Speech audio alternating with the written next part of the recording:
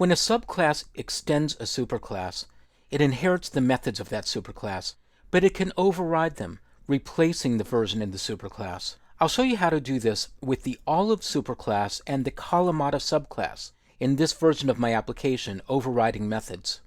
The Olive superclass has a method called crush. It outputs a simple string and returns a value.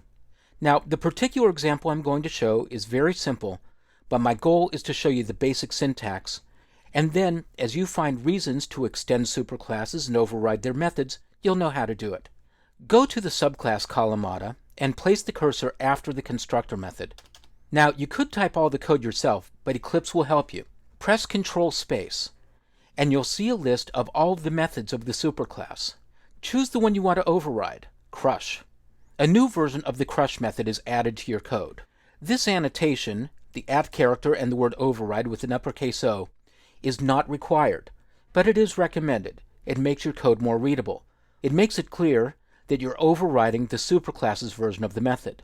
When you override the superclass version, the data type must match. So if I go back to the superclass method, it returns an int value, and here's the subclass version.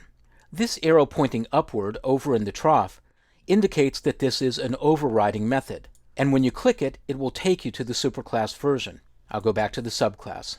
I'll get rid of this to-do comment, we don't need that.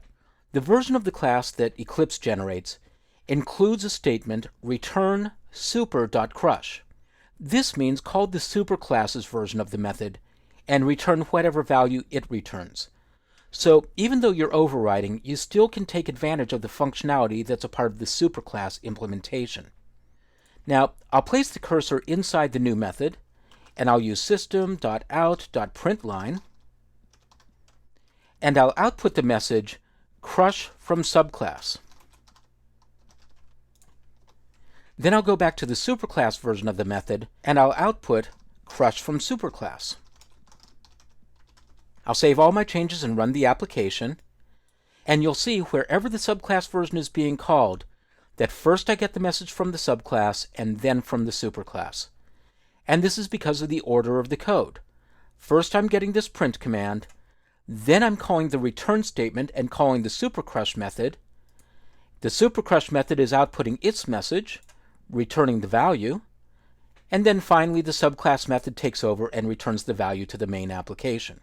So, to review the rules for overriding methods, the data type of the method that you're overriding must be repeated in the subclass. The @override annotation is not required, but it is recommended. It makes your code more readable. And once you know how to override methods from the superclass, you can customize the behavior of your subclasses however your application requires.